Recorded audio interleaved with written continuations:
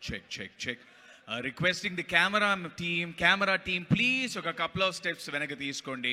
అక్కడ crowd లో కూర్చున్న వాళ్ళకి ఎవ్వరికి ఏం కనిపించట్లేదు. So requesting the camera team, మాకు తెలుసు ఎన్నిసార్లు క్యాప్చర్ చేసినా you won't be satisfied. దీనికి సాటిస్ఫాక్షన్ అనేది లేదు. I understand. Requesting the camera team to step back. Thank you. Okay. అక్కడే సౌండ్ బాగుంది, ఇక్కడికి వస్తున్నాను. Thank you.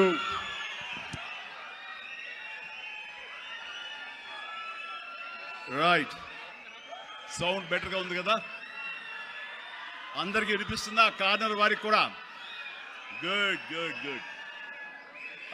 Photographers Neel down అవ్వండి, లేదా స్టేజ్ కింద కూర్చోండి, సో దట్ అటు ఉన్నటువంటి నా మిత్రులకి, నా ఆప్తులకి నేను కనబడతాను. Please, I'm serious. దిగండి కిందకి. అండ్ సెక్యూరిటీ ఎవరు కూడా నించోవద్దు, కూర్చోండి. Nothing will happen here. ఈ 180 degrees ఎవరు ఉండకూడదు నాకు.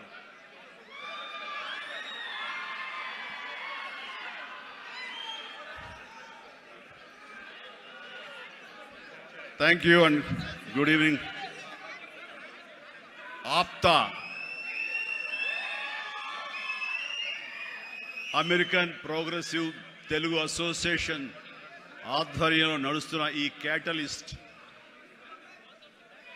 ప్రోగ్రాంకి విచ్చేసినటువంటి అత్యంత మహారథులు దేశ విదేశాల నుంచి, ముఖ్యంగా అమెరికా నుంచి ఇక్కడ విచ్చేసి ఈ హైదరాబాదులో తెలుగు వారిని కలుసుకుంటూ తెలుగు వారిలో ఉన్న ఔత్సాహికుల్ని, యంగ్ ఎంటర్ప్రినర్స్ని ఎంకరేజ్ చేద్దాం అనే ఉద్దేశంతో ఒకరికొకరు చేదోడు వాదోడుగా ఉంటే ఆ వచ్చే రిజల్ట్ వేరేగా ఉంటుంది. ఆ రిజల్ట్ మనకే కాకుండా మన ప్రాంతానికి, మన రాష్ట్రానికి, మన దేశానికి, మనం ఉండే ఇతర దేశాలకు కూడా ఉపయోగపడే విధంగా ఉంటుందన్న విస్తృతమైనటువంటి విశాలమైన దృక్పథంతో ఈ రోజున ఇక్కడికి ఈ సమావేశం ఏర్పాటు చేశారు. ఈ సమావేశం ఇంత చక్కగా, ఇంత ఎలక్ట్రిఫైయింగ్గా, ఇంత ఎనర్జెటిక్గా జరుగుతూ ఇంతమంది ఈరోజు సమావేశమై మిమ్మల్ని చూస్తుంటే ఆప్తా సభ్యులు కాదు, నా ఆప్తులు అనిపిస్తుంది. అలాంటి ఆప్తులకు నా హృదయపూర్వక నమస్కారాలు తెలియజేస్తున్నాను. కొన్ని సభలకు వెళ్ళినప్పుడు ఏదో ముక్తసరిగా, మొక్కుబడిగా ఉంటుంది, కానీ ఇలాంటి చోటుకు వచ్చినప్పుడు నా కుటుంబ సభ్యుల మధ్య ఉన్న ఫీలింగ్, మీరంతా నా కుటుంబ సభ్యులు, ఒక పండుగ పురస్కరించుకుని నన్ను ఇక్కడ ఆహ్వానించారనిపిస్తుంది. అంత ఆహ్లాదంగా ఉంది, అంత ఆనందంగా ఉంది. ఇక్కడ చూస్తుంటే ప్రతి ఒక్కరిలోనూ నా మీద వారికి ఉన్న అభిమానం, ఈ తెలుగు మీద ఉన్న అభిమానం, ఈ దేశం మీద ఉన్న అభిమానం ప్రతి ఒక్కరి కళలో సుస్పష్టంగా కనబడుతూ ఉంది. అండ్ దానిగాను ప్రతి ఒక్కరికి నాకు ఇస్తున్నటువంటి ఈ యొక్క అద్భుతమైన స్వాగతానికి శిరస్సు వంచి నమస్కరిస్తున్నాను. ఇలాంటి అత్యద్భుతమైనటువంటి కార్యక్రమం ఇక్కడ ఏర్పాటు చేయడానికి ముందు ధైర్యం కావాలి, గట్స్ కావాలి. ఇంతమందిని ఇక్కడికి వచ్చి మనం అమెరికా నుంచి 10 మంది వచ్చి ఇక్కడ ఇంతమందిని మనం కలవగలమా? మన ఆహ్వానాన్ని మన్నించి ఇంతమంది వస్తారా?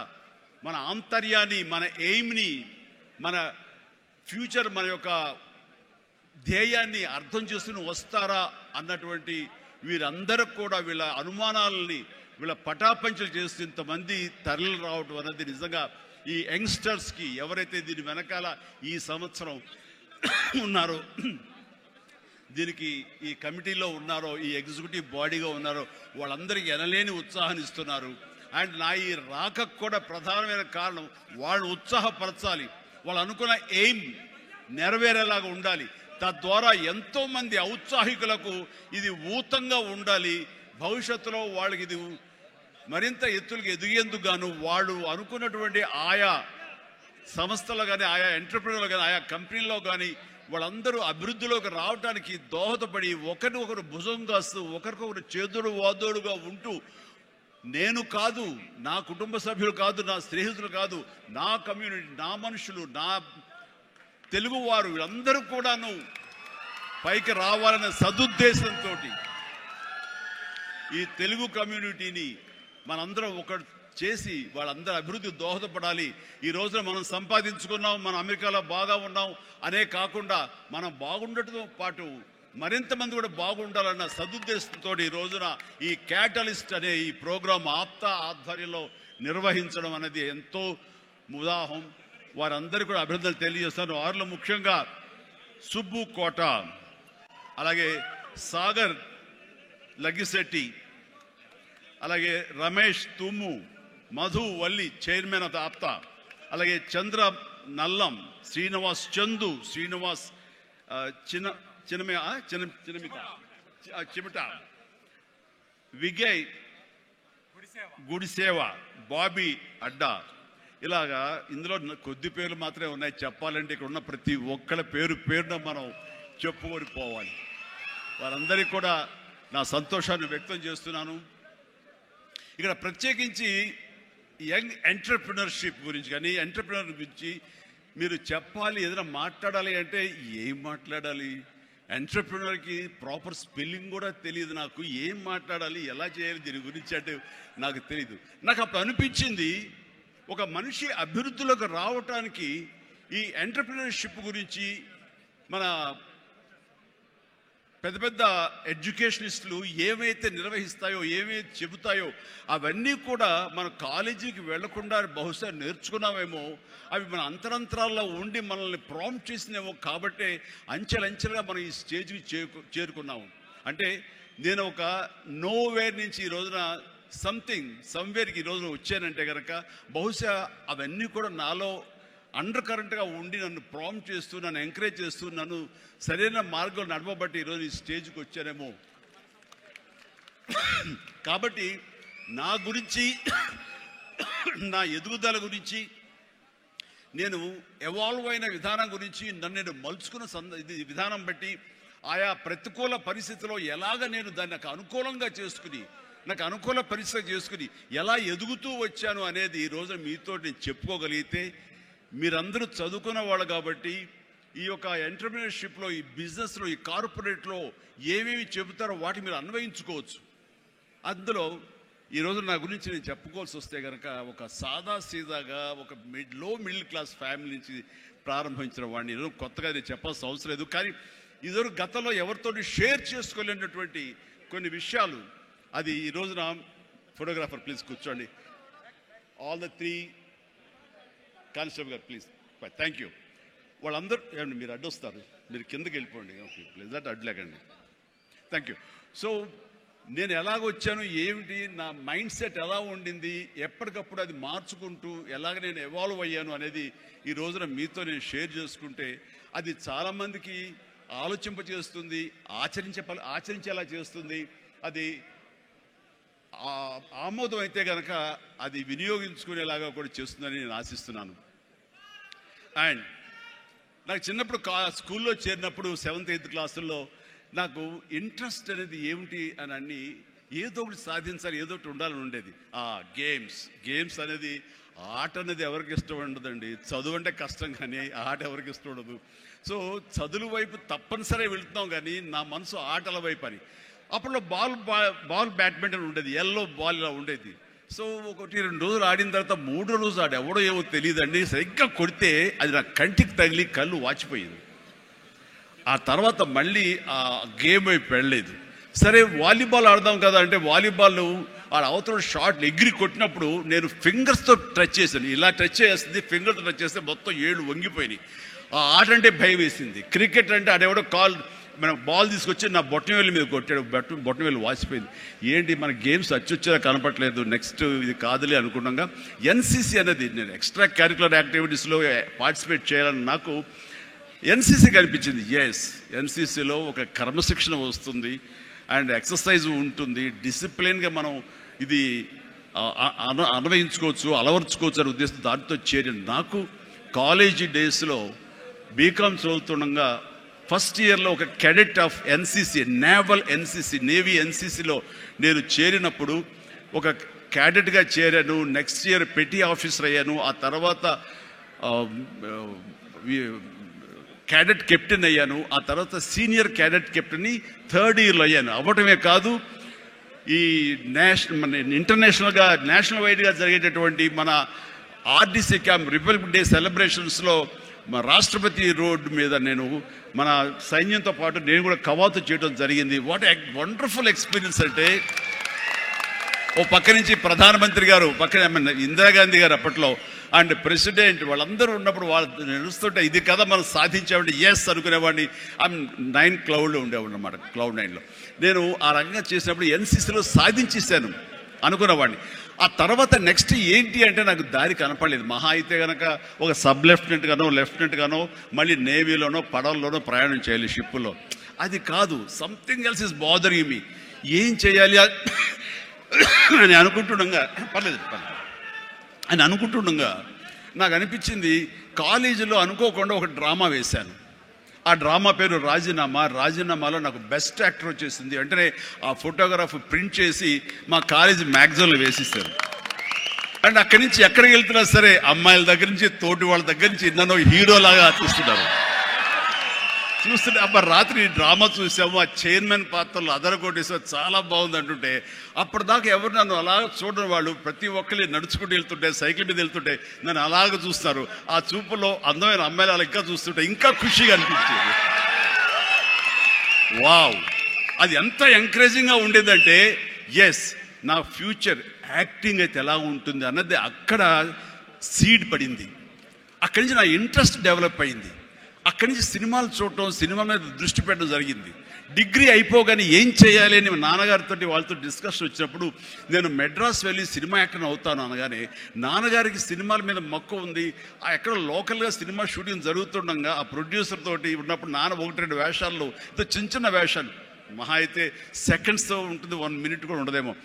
ఏ సెంటర్గా నాకు ఇది ఎందుకు చేయకూడదు, చెయ్యొచ్చురా, కానీ అది మన ఏరియా కాదు, మనకు ఎవరు తెలిసిన లేరు, అక్కడ దిక్కుముక్కు లేదు, నీకు ఎవరు ఆసటగా నిలబడతారు, బాసటగా నిలబడతారు, ఎవరిని చేయూతనిస్తారు, చాలా కష్టం, ఎక్కడో అన్నోన్ ఫీల్డ్కి వెళ్ళి నువ్వు రాణించగలవా, ఒంటరిగా వెళ్తున్నావు అని అంటే ఏదో గట్ ఫీలింగ్, నేను రాణిస్తాను అన్న నమ్మకం, నేను వస్తాను అన్న నమ్మకం. ఎందుకంటే ఏమనుకున్నా, ఏ బ్యాంక్ ఎంప్లాయీ అనుకున్నా, నాన్నగారిలాగా పోలీస్ డిపార్ట్మెంట్ అనుకున్నా, ఇంకోటి అనుకున్నా, నేవీ ఆఫీసర్ అనుకున్నా కిక్ ఇవ్వటం లేదు. అదే సినిమా యాక్టర్ అయితే యా అని అనిపించింది అని అప్పటి నుంచి సినిమా మీద దృష్టి పెట్టాలంటే నేను లింగులిట్టుకుంటూ వెళ్ళి 4 ఫోటోలు తీసుకుని ఆఫీసుకి వెళ్తే ఎవడో ఆదరించడు. నేను ఒక ఫిలిం ఇన్స్టిట్యూట్లో ట్రైనింగ్ అయ్యానండి, ఆమె ట్రైన్డ్ యాక్టర్ అని అంటే ఎంతో కొంత ఆదరణ ఉంటుంది. కూర్చొని చేసి టీ అని ఇస్తారేమో అనే ఉద్దేశంతో నేను ఫిలిం ఇన్స్టిట్యూట్లో జాయిన్ అయితే అక్కడ నేను అయ్యాను. ట్రైనింగ్ అయిన తర్వాత అక్కడి నుంచి ఏ ఒక్క రోజు కూడా నమ్మండి, ట్రైనింగ్ పూర్తి అవ్వకుండానే నన్ను నా టాలెంట్ని చూసి ఆయా ప్రొడ్యూసర్లు అప్పటికప్పుడు నాకు వేషాలు ఇవ్వడం మొదలుపెట్టారు. నా ఫోటోలు తీసుకుని ఏ ఆఫీస్కి వెళ్ళలేదు, ఏ ఆడిషన్స్కి వెళ్ళలేదు నాకు, బట్ ఒకటే ధ్యేయం ఎస్ అని. ఆ టైంలో అందరూ తెలుసుకోవాల్సింది, మీ వర్క్లో కూడా తెలియకుండా పాండీ బజార్ వెళ్ళేవాడిని ఎప్పుడైనా. అక్కడ వెస్టర్న్ ఇంట్రెస్ట్ ఉండి డిస్గస్టెడ్ పీపుల్, ఫ్రస్ట్రేటెడ్ పీపుల్ అక్కడ ఉండి కాఫీలు టీలు తాగేవాళ్ళు.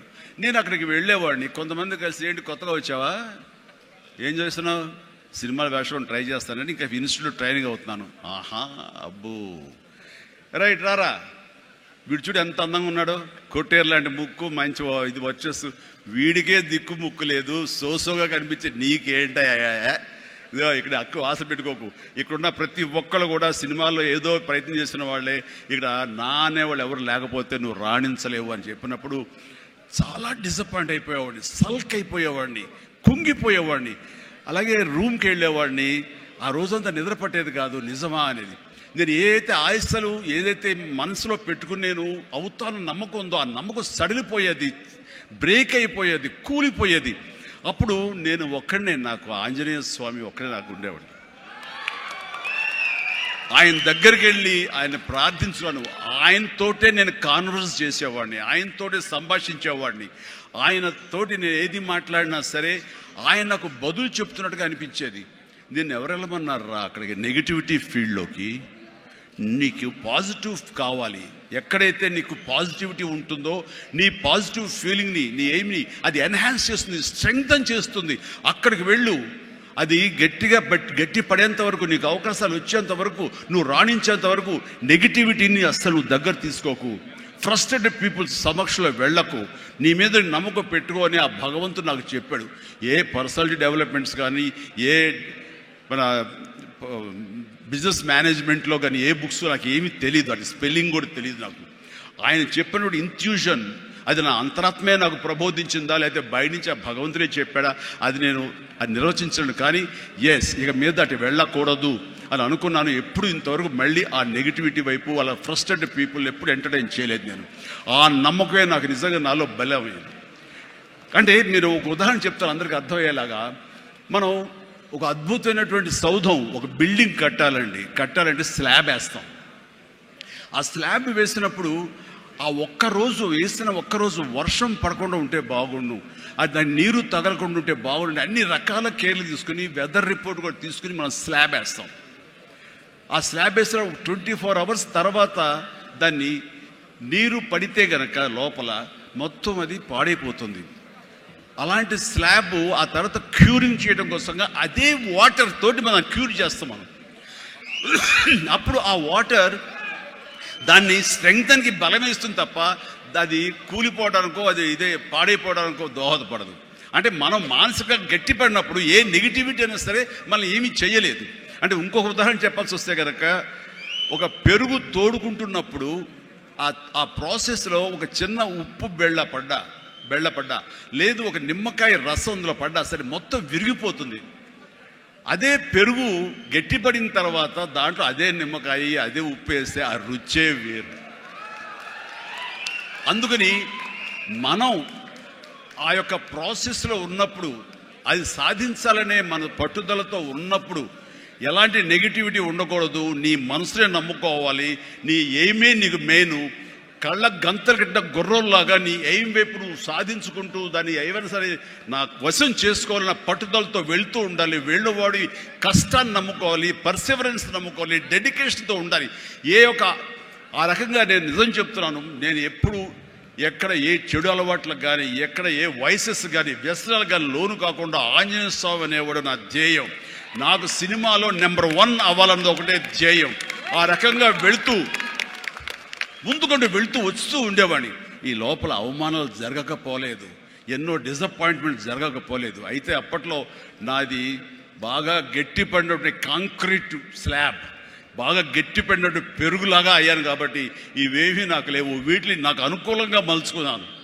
ఒక గ్రద్ద పైకి ఎగురుతున్నప్పుడు తన స్వశక్తితోటి పైకి ఎదగదు. కొంతవరకు ఎగిరిన తర్వాత అక్కడ ఉండేటటువంటి గాలి పవనాలని అదును చూసుకుని వాటిలోకి ఎంటర్ అయ్యి ఆ యొక్క కరెంట్స్ తోటి అది ఇంకొంచెం హైట్కి వెళ్తుంది. అందుకని నాకున్న పరిస్థితులు నాకు అనుకూలంగా మార్చుకుని నేను పైకి వెళ్తూనే వచ్చాను తప్ప ఎప్పుడు కింద పడలేదు. ఈ రోజుకి పడలేదు.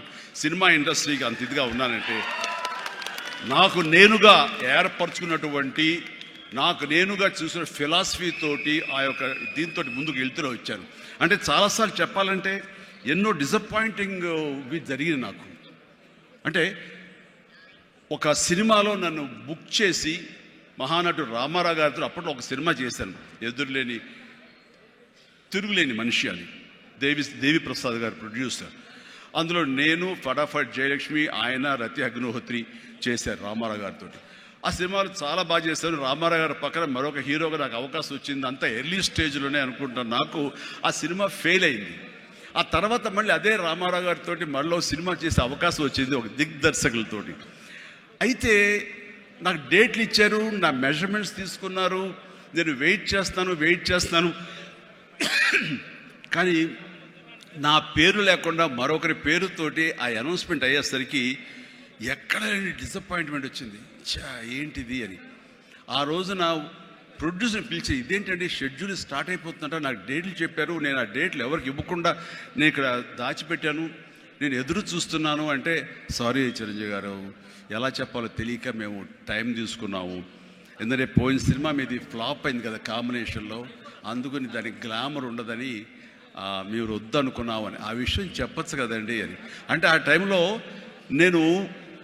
నేను నాతో సినిమా చేస్తే సినిమా ఫెయిల్ అవుతుందని ఒక బ్యాడ్ ఇది ఒక నా మీద స్ప్రెడ్ అయ్యే అవకాశాలు ఉన్నాయి. ఈరోజు సోషల్ మీడియా, ఆ రోజు ఇంత మీడియా లేదు కాబట్టి కానీ, లేదంటే ఎంత బ్యాడ్ అయ్యేదంటే నన్ను తిరిగి ఇతనితోటి ఎవరైనా చేస్తే సినిమా ఫెయిల్ అవుతాయి, ఇది ఒక ఐరన్ లెగ్ అనే పరిస్థితి వచ్చేసరికి ఎక్కడో మళ్ళీ జంకాను. కానీ గ్రద్దలాగా నాకు అనుకూలంగా ఉన్నటువంటి అవకాశాల పవనాల్ని అదునుగా చూసుకుని నేను ఎదిగాను. దాన్ని పాజిటివ్గా తీసుకున్నాను. ఎవరైతే వద్దులే ఈ సినిమా చిరంజీవి వద్దులే అని నన్ను పక్కన పెట్టి అనుకున్నారో అలాంటి వ్యక్తితోటే నేను రామారావు గారి కంటే ఎక్కువ సినిమాలు ఆయన నాతో చేసేలాగా చేసుకున్నాను.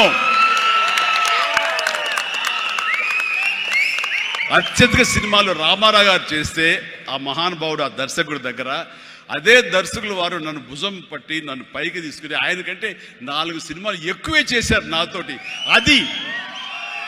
అది పరిస్థితుల్ని మనకు అనుకూలంగా మలుచుకోవటం, మార్చుకోవటం, తద్వారా మనం ఇంకొంచెం పైకి వెళ్ళటం అనేది. ఆ రోజున డిసప్పాయింట్ అయిపోయి నీ కసి లేకుండా, లేదా ఆ కసిని నెగిటివిటీ పెట్టి మార్చుకుంటే కనుక అది నిన్ను తినేస్తుంది. నువ్వు ఇలాగే ఉండిపోతావు, అలాగే దిగజారిపోతావు, అలాగే కనుమరుగైపోతావు. అలా కాదు, మనం ఎదురు తిరగాలి, పరిస్థితులు మనం అనుకూలంగా మార్చుకోవాలి. అందునే గ్రద్ద ఫిలాసఫీ నాకు ఫిలాసఫీ. అండ్ ఎదిగాను, పైకి వెళ్తూ వచ్చాను. ఆయన దగ్గరే నా రికార్డులు ఉన్నాయి. అది నా ఫస్ట్ సినిమా ₹1 కోటి చూసిన సినిమా అదే. నా రెమ్యునరేషన్ కాదు సుమా, సినిమా బడ్జెట్ 75 లక్షలు వస్తే కనుక బ్రహ్మాండ బడ్జెట్, ఎంతో రెవెన్యూ అనుకునేవాళ్ళు. ఫస్ట్ ₹1 కోటి. నా తోటి హీరోలు కూడా ₹1 కోటి తెలుగు సినిమా అనే లెవెల్కి వెళ్ళింది. అక్కడి నుంచి కోటి అనేది మామూలు అయిపోయింది. ఒక్కొక్క ఏరియాలోనే ₹1 కోటి, ఆ తర్వాత నా రెమ్యునరేషన్ ₹1 కోటి పైబడి అలా అంచెంచుగా ఎదుగుతూ వచ్చాను. నేనేమన్నానంటే, మీ బలం మీ పాజిటివ్ థింకింగ్, మీ బలం మీ కన్విక్షన్, మీ బలం మీ ధ్యేయం నుంచి పక్కదారి పట్టకపోవటం. మీరెవరైనా సరే మీ ఎయిమ్ ఏంటి అనే దాన్ని మీరు ఫిక్స్ చేసుకోండి. ఆ ఎయిమ్ని వెళ్ళటం కోసంగా దారులు వెతుక్కోండి. అవకాశాలు ఇలాగ అబండెంట్గా ఉంటాయి. వాటిల్లో మనకు కావలసిన అవకాశాలు, మన ధ్యేయానికి లక్ష్యానికి దగ్గరగా ఉండే అవకాశాలు మనకి పాపపై కనపడుతుంటాం. ఆ పాపపై కనపడే దాన్ని మనం గుర్తించగలగాలి, వాటిని ఎంబ్రేస్ చేసుకోగలగాలి, వాటిని మనకు అనుకూలంగా మనం మలుచుకోగలగాలి, అవి మనం బలంగా చేసుకోగలగాలి, వెళ్ళాలి. ఇనీషియల్గా వెళ్ళినప్పుడు డబ్బే సంపాదించుకోండి. డబ్బే కాదు ప్రధానం, నిలదొక్కుకోవడం ప్రధానం. మన ఎయిమ్ వైపు మనం వెళ్ళటం అన్నది అది ప్రధానం. వెళ్ళిన తర్వాత డబ్బు ఆటోమేటిక్గా వస్తుంది. అనుకున్నావా ఇంత వస్తుందని, ఆ తర్వాత డబ్బునే పెంచుతుంది. సో నేను అలాగే వెళ్తూ వచ్చాను. నిలదొక్కుకోవాలి, ఇక్కడ నెంబర్ 1 అనిపించుకోవాలి, నా స్థానం సుస్థిరం. ఇది లేకపోతే నేను బయట నయా పైసాకి పని చేయను. ప్రైమ్ టైం నా లైఫ్లో అయిపోయింది కాబట్టి ఇక్కడ ఏమైనా సరే అని ఆ రకంగా వెళ్ళాడు. ఎక్కడ ఈగోకు వెళ్లకుండా, ఎక్కడ హర్ట్ అవ్వకుండా, వాళ్ళు నన్ను సినిమాలను తీసేసరే, నన్ను కాదన్నారే అనే కోపం కంటే కూడాను వాళ్ళని ప్రసన్నం చేసుకోవాలి. వాళ్ళు మళ్ళీ అతన్ని మనం బాధ పెట్టుంటామేమో కదా అని వాళ్ళ మనసుల్లో వాళ్ళు వాళ్ళు గిల్ట్ ఫీల్ అయ్యేలాగా చేసి నెక్స్ట్ ఏమైనా సిద్ధం సినిమా చేయాలయా అని అనిపించేలాగా నా బిహేవియర్ ఉండేది. ఆ బిహేవియర్ తోటి వాళ్ళ ఆఫీస్కి వెళ్ళి కూర్చునేవాడిని. అంటే అక్కడ నాకు ఒక పౌరుషం లేదని కాదు, పరిస్థితి నాకు అనుకూలంగా మలుచుకోవటంలో నేను అది ఆ రకంగా కొంచెం తగ్గి వెళ్తాను. నేను తగ్గడం మూలంగా ఆ తర్వాత వచ్చే కరెంటు వేవ్స్ దాని మీద ఎక్కితే అదే తీసుకెళ్తాను పైకి. అది నమ్మిన వాడిని నేను. అలాంటి దర్శకులతోటి, ఆ దర్శకులతోటి నేను హైయెస్ట్ సినిమాలు చేశాను అన్నది ఈ రోజున వాస్తవం. అలాగే ఇక్కడ సినిమా ఇండస్ట్రీలో నీ టాలెంట్ అనేది ఇనిషియల్ స్టేజ్లో secondary. How you behave, how you cooperate with the producers. So all the time how you look in to their benefit, వాళ్ళ బాగులు ఎలా చూసుకుంటావు, వాళ్ళకి లాభం రావాలి ఎలా చూసుకుంటావు అనే దాని మీద దృష్టి పెడితే అది నిన్ను మరింత దగ్గర చేర్చుకుంటుంది. రామారావు గారి ఎగ్జిట్ తర్వాత, ఆయన పాలిటిక్స్కి వెళ్ళిన తరువాత ఒక గ్యాప్ లోపల ఉన్నారు మహానటులు ఎంతోమంది ఉన్నారు. శోభన్ బాబు గారు, కృష్ణరాజు గారు, కృష్ణ గారు, నాగేశ్వర గారు అందరూ ఉన్నారు. ఆ టైంలో ఒక కొత్త వాటికి ఛాన్స్ రావడం అనేది ఎంత కష్టం అనేది నేను ప్రత్యేకించి చెప్పక్కల. ఈ రోజుల్లో మాత్రం కానే కాదు. ఆ రోజుల్లో ఏంటి అంటే నా టాలెంట్ ఉంది కదా ఎస్ అని అనుకుంటే కుదరదు బాబు. నీ బిహేవియర్ కూడా దానికి అడిషనల్గా యాడ్ అవ్వాలి. మనం కొంచెం ఏంటంట అని ఇలా అన్నామనుకోండి, అబ్బో వీడితో ఎక్కడ పడుతున్నారా బాబు, వద్దురే బాబు, ఆల్టర్నేటివ్ చూడండిరా అనేలాగా వాళ్ళ మైండ్ సెట్ ఉంటుంది. మనలాంటి నటులు ఎంతోమంది ఉంటారు. బట్ వాళ్ళలో మనం బెస్ట్ ఆప్షన్ అంటే అపార్ట్ ఫ్రమ్ అవర్ హిస్టానిక్ టాలెంట్స్, మనకున్న నైపుణ్యం కంటే కూడా మన వ్యక్తిత్వం అని కూడా అక్కడ చాలా చాలా ప్రధానమైన పాత్ర వహిస్తుంది. అలాంటి వ్యక్తిత్వాన్ని నమ్ముకుని వాళ్ళ ఆఫీసులకు వెళ్ళి కూర్చుని వాళ్ళతో సత్సంబంధాలు ఏర్పరచుకుని మీలో ఒకడిని అంటూ వాళ్ళకి ఆ నమ్మకం కలిగించి పెట్టి అలా ముందుకు వెళ్తుండేవాడిని. ఎలాగో ఎవాల్వ్ అయ్యాను అంటే నన్ను ఇండస్ట్రీ నాకు చేయూతనిచ్చి ఇండస్ట్రీ నన్ను పైకి ఎదిగేలా చేసింది అనే దానికంటే నన్ను ప్రేక్షకులు ఫస్ట్ వాళ్ళను గుర్తించారు. ఇండస్ట్రీ గుర్తించలేదు, ప్రేక్షకులు గుర్తించారు, ప్రేక్షకులు చేయూతనిచ్చారు. అందుకనే ప్రేక్షకుల పట్ల నాకు ఎప్పుడూ కృతజ్ఞత ఉంటుంది.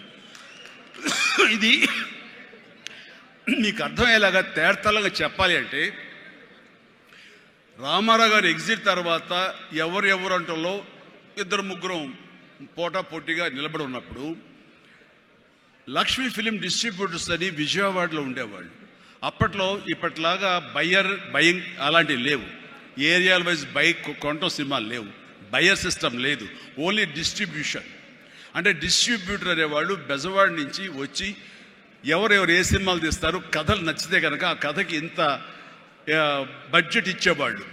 ఆ బడ్జెట్ తోటి సినిమాలు తీసేవాళ్ళు, అందులో లాభాలు ఎంతో మిగుల్చుకుని మిగతా వాళ్ళు డిస్ట్రిబ్యూటర్స్ వాళ్ళు డిస్ట్రిబ్యూట్ చేసుకుని ఆ వచ్చే డబ్బు వాళ్ళు పంచుకునేవాళ్ళు.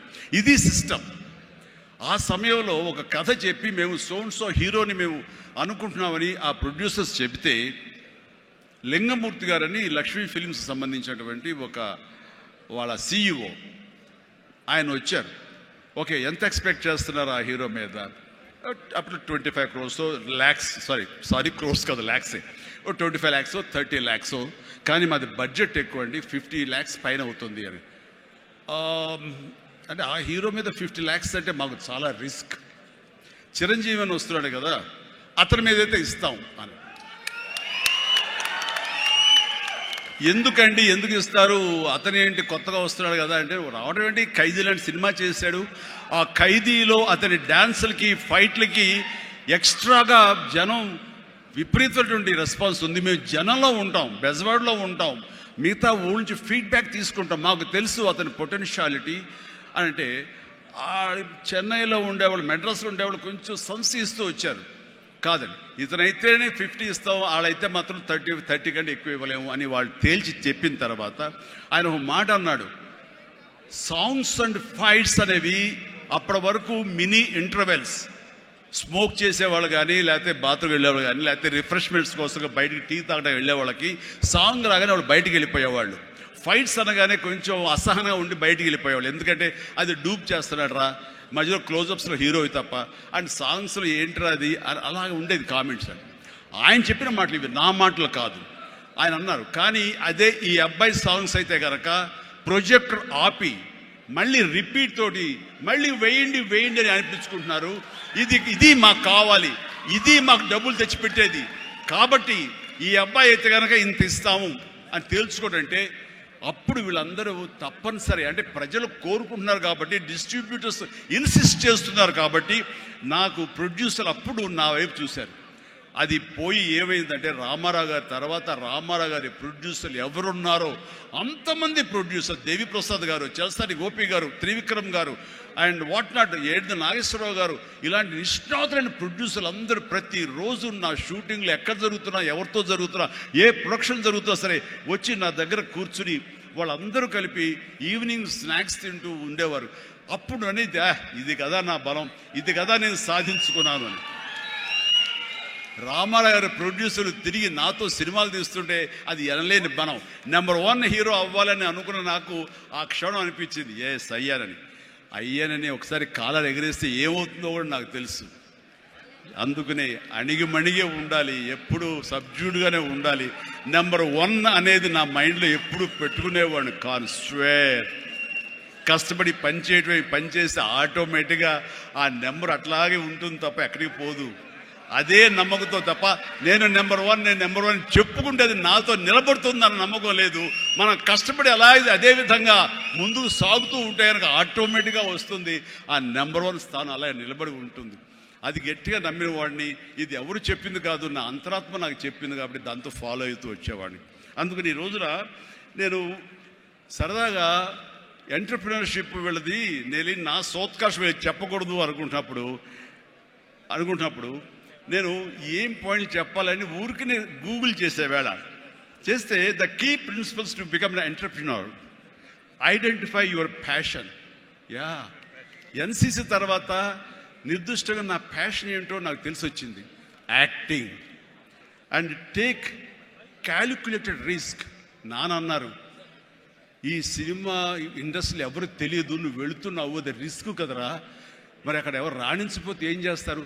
నాన్న రాణించకపోతే ICWAI ఆ కోర్సు చేరతాను ఎగ్మూర్లో, అందులో సైమిల్టేనియస్గా చదువుతాను, టైం వేస్ట్ చేయను అంటూ పగలంతా ఫిలిం ఇన్స్టిట్యూట్, ఈవినింగ్ అయ్యేసరికి ఈ యొక్క ICWI ఎగ్మూర్ అని చెన్నైలో ఉండేది. ఆ ప్రాంతంలో ఆ ఇన్స్టిట్యూట్లో నైట్ కాలేజీ చదివేవాడిని. ఒక 6 months అయిన తర్వాత చాలా కష్టమైపోయేది. నైట్ నిద్ర లేకుండా, పగలేమో ఈ ఫిలిం ఇన్స్టిట్యూట్లో నేను అనుకునేది చేయలేక నెమ్మదిగా నా ఇంట్రెస్ట్ స్ట్రెంగ్తన్ అవుతుంది, నాలో బలమైనటువంటి నమ్మకం ఏర్పడుతుంది, ఖచ్చితంగా రాణించగలన్న బలంతో వేసారంటే దీన్ని తెలియకుండా నేను వదిలేశాను. అది అలాగా. సో ఆ రిస్క్ తీసుకున్నాను నేను. చెన్నై వెళ్ళి set clear achievable goals. Yes, నాకున్న టాలెంట్ డ్యాన్స్ అచీవ్ చేయగలను, నాకు టాలెంట్ ఒరిజినల్ ఫైట్స్ చేయగలను. Yes, I can do that. Performance ఇవ్వగలను. ఆ ఇవ్వటంలో పాటు ఒకే మాస్ అంటే ఎప్పటికైనా బోరు కొడుతుంది. అలా కాదు, అంటే డిఫరెంట్ డైరెక్టర్స్ని నమ్ముకున్నాను నేను, డిఫరెంట్ కథలను నమ్ముకున్నాను. ఒక పక్క నుంచి ఖైదీ సినిమా చేస్తే, మరో పక్క నుంచి నేను మంత్రి గారి వియ్యంకుడు సినిమా చేశాను. College students, young lad, love subject చేశాను. 2 కలిపి ఒక వారంలో రిలీజ్ అయింది. మీరు కావాలంటే గతంలోకి వెళ్ళి ఆ ఖైదీ రిలీజ్, నెక్స్ట్ మంత్రి గారి వియ్యంకుడు చూడండి. 1 week. 2 ఒకటి సూపర్ డూపర్ ఫినామినల్ హిట్, ఒకటి సూపర్ హిట్ అయింది మంత్రి గారి వియ్యంకుడు. ఆ తర్వాత శుభలేఖ, ఒక డిగ్నిటీ ఆఫ్ లేబర్, మన మహానుభావుడు విశ్వనాథ్ గారి డైరెక్షన్లో సినిమా చేశాను. ఆ తర్వాత ఇదే కాదు, చిన్నపిల్లల్ని అలరించేలాగా, ఇందులో చాలామంది చిన్నప్పుడు చూస్తుంటారు చంటి అబ్బాయి. ఆ సినిమా ఆ చేసిన ఆ ఫార్స్ కానివ్వండి, ఆ స్లాప్స్టిక్ కామెడీ కానివ్వండి, ఇప్పటికీ చాలామంది చెప్తుంటారు. వాళ్ళందరూ IAS ఆఫీసులో వాళ్ళు పెద్దవాళ్ళు అయ్యారు, వాళ్ళందరూ అయినా సరే చెప్తుంటారు.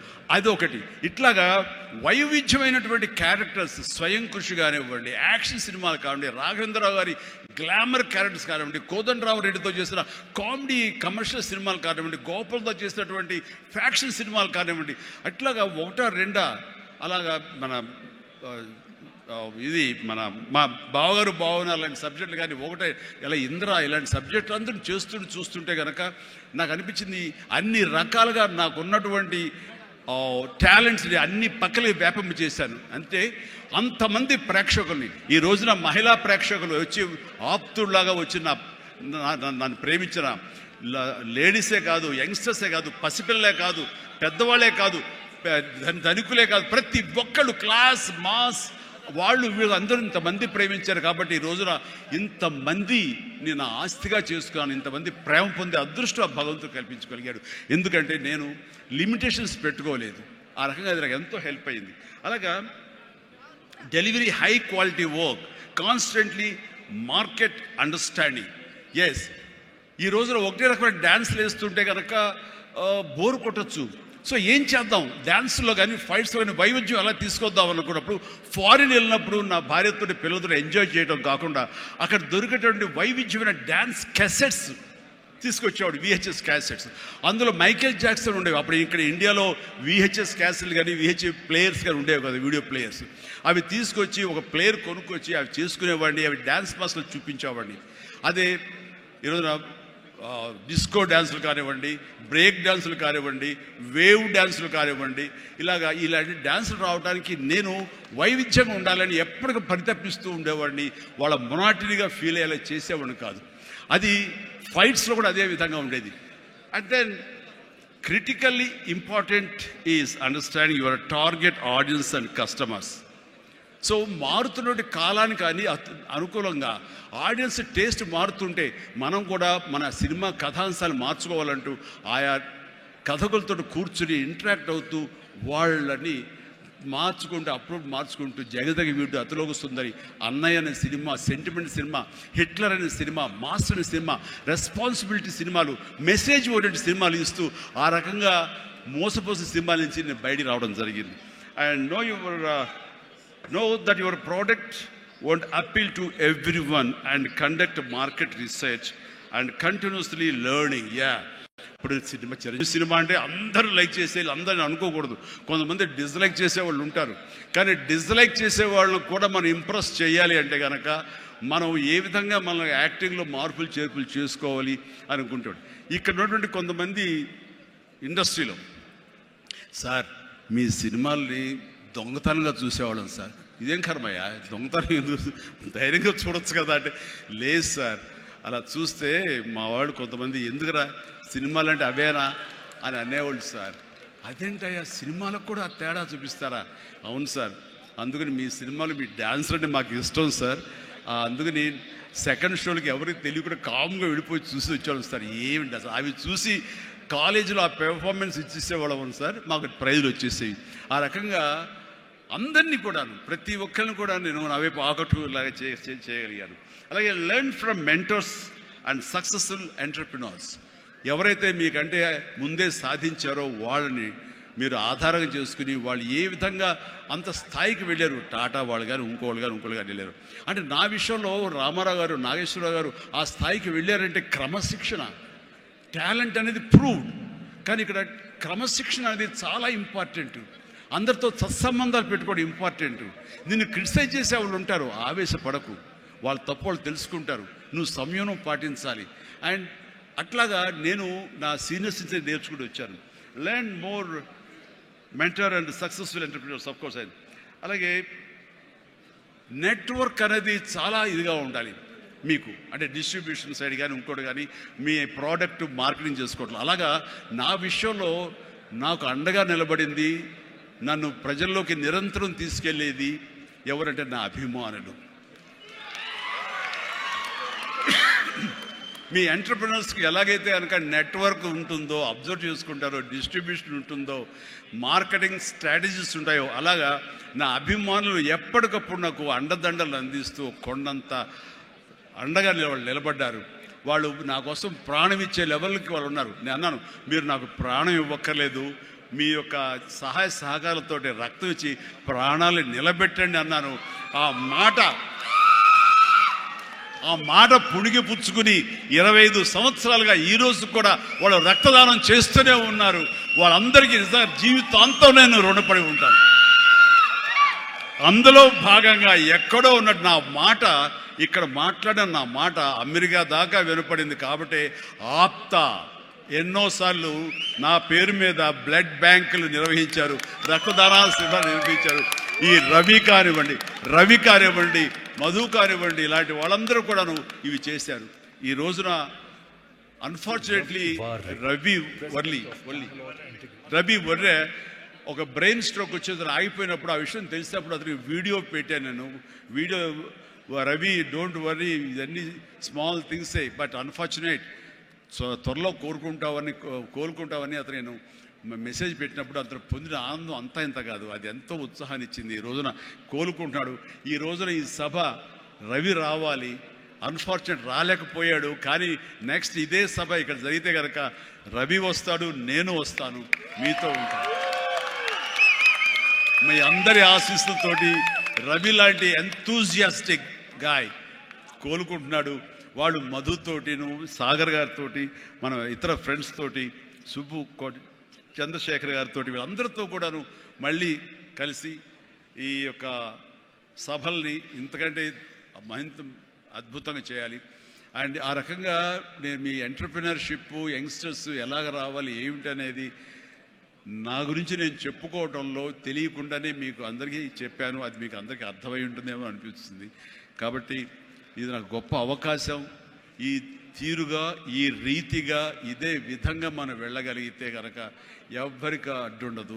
ఇక్కడ ఒక్కొక్కళ్ళు ఒక్కొక్క గ్రేట్ ఎంటర్‌ప్రెన్యూర్స్ అవుతారు. ప్రతి ఒక్కళ్ళు మీ మీ సలహాలు సంప్రదింపులు మీ సీనియర్స్ తోటి మీరు ఆయా సమయాల్లో ఇంటరాక్ట్ అవుతూ what to do what not to do how to go about it అనేది మీరు తెలుసుకుంటూ ఎప్పటికప్పుడు మీరు అప్డేట్ చేసుకుంటూ రిస్క్ ఉంటుంది. బట్ మన జీవితాలు కొలాప్స్ అయ్యేలాగా మాత్రం రిస్క్ వద్దు. కానీ మీడియం రిస్క్ తీసుకుంటూ మీరు ముందుకు వెళ్ళకపోతే అభివృద్ధి ఉండదు. ఛాలెంజ్ సినిమా ఎంతమందికి ఇన్స్పిరేషన్ వచ్చింది అంటే ఆ రోజుల్లో ఏమి చేయాలరా అని తొయ్యనంటే వాళ్ళకి ఆ సినిమా ఒక దిక్సూచిలా ఉండి ఈవెన్ మనం కూడా అచీవ్ చేయగలమనే నమ్మకం వచ్చింది. అలాగా సినిమాల ద్వారా ఇతోధికంగా నేను చాలామందికి మార్గదర్శకంగా నిలబడ్డాను, ఇన్స్పిరేషన్గా నిలబడ్డాను. ఆ రకంగా మీరు కూడా ఈ వండర్ఫుల్ జీవితం ఒకే ఒక జీవితం దీన్ని సద్వినియోగపరుచుకుంటూ మీరు మరింత హైట్స్కి ఎదగాలని మరింత అభివృద్ధిలోకి ఎదగాలని ఇదే సభ 1 year లోపు జరిగినప్పుడు మీరు ఫీల్ అవ్వాలి. లాస్ట్ టైం మనం వచ్చే January 25 కానీ ఈ January 26 ఆ ప్రాంతాల్లో మనం ఎంత ఎదిగాము ఇది అంటే చిరంజీవికి మీరు చెప్పుకుంటే కనుక అంతగా మించి నాకు కావాల్సిన ఇంకేమీ లేదు. ప్రతి ఒక్కరిని మనస్ఫూర్తిగా ఈ అవకాశాన్ని సద్వినియోగపరచుకోండి. మీ యొక్క అభివృద్ధికి దీన్ని thank you thank you thank you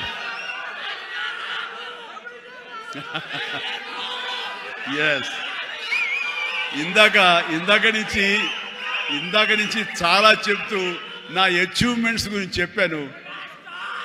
Pawan Kalyan is my achievement, Ram Charan is my achievement, నా ఫ్యామిలీలో ఉన్న అందరు బిడ్డలు అందరూ కూడా నా అచీవ్మెంట్. వీళ్ళందరూ చూస్తుంటే ఇది కదా నేను సాధించానని. మొన్న పవన్ కళ్యాణ్ ఇంటికి వచ్చినప్పుడు ఒక మాట అన్నాడు, అన్నయ్య నీకు ఒక మాట అన్నవాడికి గుర్తుందా అని. ఏమన్నానరా, మన ఇంట్లో ఇంతమంది మీరందరూ ఉన్నందుకు నాకు ఈ అవకాశం భగవంతుడు ఇచ్చినందుకు ఇది నాతో ఆగిపోకూడదు. ఒక రాజ్ కపూర్ ఫ్యామిలీలో ఎంతమంది ఎలా ఉన్నారో ఆ రకంగా మరొక రాజ్ కపూర్ ఫ్యామిలీ మన మెగా ఫ్యామిలీ అవ్వాలి అని నువ్వు చెప్పావు. ఈ రోజున చూస్తుంటే తలుచుకుంటే నీ మాట ప్రభావం నీ మాట మంత్రంగా ఈరోజు పనిచేసి మన ఫ్యామిలీలో ఇంతమంది 90 ఉన్నావు 10 మంది దాకా ఉన్నావు అంటే కనుక నీ మాట పవర్. ఎందుకంటే నువ్వు చాలా నిష్కల్మషంగా అంటావు, అనేదో కన్విక్షన్తో అంటావు, అందులో ఎలాంటి పొల్యూషన్ ఉండదు కాబట్టి దానికి బలం ఎక్కువ అన్నయ్య. మంచి మనసుతో అంటావు, పాజిటివ్తో అంటావు అని కళ్యాణ్ బాబు అంటే అవును కదా అనుకున్నాను. తెలియకుండా అదే ఒక పత్రిక కపూర్ ఫ్యామిలీ ఆఫ్ సౌత్ అంటూ మా గురించి ప్రస్తావించినప్పుడు భగవంతుడా ఇది మా గొప్పతనం కాదు, నువ్వు ఈ ప్రజలు నా అభిమానులు ఈ ప్రేక్షకులు మమ్మల్ని ఆదరించారు కాబట్టి మేము ఈ స్థాయిలో ఉన్నాము అనుకున్నది ఆ రకంగా సాధించగలిగాము అనిపిస్తుంది. అండ్ గతంలో ఎప్పుడు నేను ఏ సభలోనూ ఇంత మనసిప్పి మాట్లాడుకోలేదు. అది మీతోటి నేను మనసిప్పి మాట్లాడుకునేంత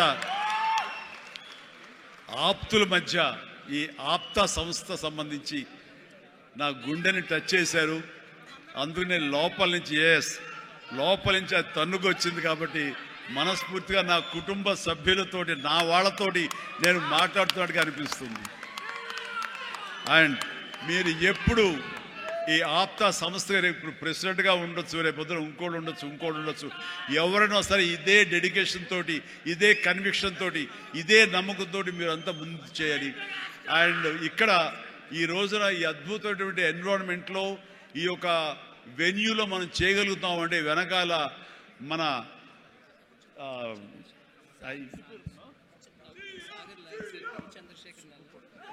ఈ వెన్యూ ఇచ్చినటువంటి మా గోపి చలమశెట్టి అనిల్ అంటారు. గోపి నాకు అత్యంత ఆప్తుడు, నా ఇంటి మనిషి. మేము ప్రతిరోజు కలుసుకుంటూనే ఉంటాం. అతను కూడా మామూలు సాదాసీదా స్థాయి నుంచి ఈ రోజున తనలో ఉండే ఆ ఇంటెలిజెన్స్ అవనివ్వండి, ఆ ఇంటెలెక్చువల్ థాట్స్ అవనివ్వండి, ఆయన చెప్పాలంటే సైన్స్ చదువుకొని సైంటిస్ట్ ఆయన. ఈ రోజున మన దేశం గర్వించే విధంగా గ్రీన్ ఎనర్జీలో ఆయన పాయినీర్ అయ్యాడు, నిష్ణాతుడయ్యాడు, హైట్స్కి వెళ్ళాడు. ఇప్పుడు ప్రపంచపరంగా కూడా మనందరం గర్వించే స్థాయికి తను వెళ్ళాడు. ఈ రోజున ఈ హైటెక్ సిటీ తనదే. మన అందరి కోసంగా ఈ వెన్యూ ఏర్పాటు చేసినటువంటి నా మిత్రుడు, నా తమ్ముడు, నేను అనే గోపి, మీరు అనేటువంటి చలమశెట్టి అనిల్ని మనస్ఫూర్తిగా అభినందిస్తున్నాను. అనిల్, నీ ముఖం ఎవరు చూస్తుంటారు? ఉంటే ఇటు వస్తావా నా పక్కకి?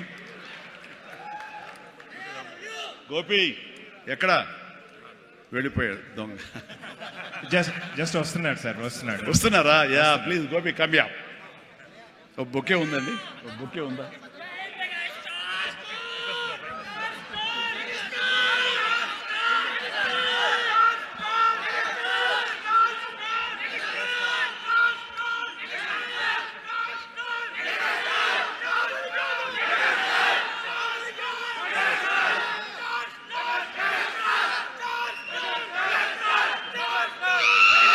మెగాస్టార్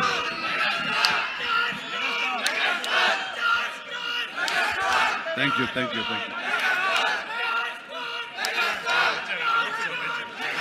గోపి గారు, థ్యాంక్ యూ గోపి. అండ్ వీళ్ళు ఏర్పరచుకున్న ఈ సభకి మీరు చేసినటువంటి ఈ యొక్క సపోర్ట్కి వారందరి తరఫున, ఆప్త తరఫున, నేను ఆప్త క్యాటలిస్ట్ తరఫున నేను మీకు ధన్యవాదాలు తెలియజేస్తాను. More important is I want to this being a catalyst and an entrepreneurial platform. It is the basic nature what we have to learn. మనం ఈయన పర్సనాలిటీ నుంచి నేను I think I personally know him 70 years. Before that, I always learned so many things understanding Chiranjeevi garu. How hard work, determination, commitment to the society, family, the fundamentals of any entrepreneur to create a social impact. The fundamentals what we have learned and I learned from him. And today I would say most of the credit goes to him. I always say you are my guru. Yes, sir. You are my brother. Yes, sir.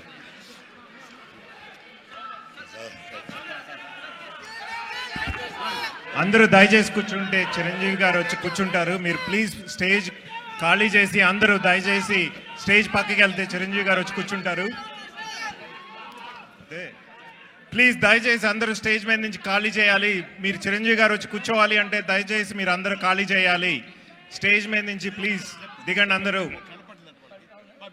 మీ చిరంజీవి గారు ఇక్కడ ఉండి 2 నిమిషాలు కూర్చోవాలి అంటే అందరూ please ఖాళీ చేయండి.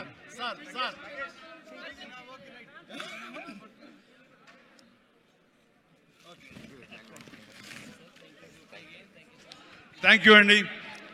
So nice of you. చాలా ఓపికగా, ఎంత ఎంకరేజింగ్గా విన్నారు ఆ మాటలు. నమస్తే, గుడ్ నైట్, జై హింద్.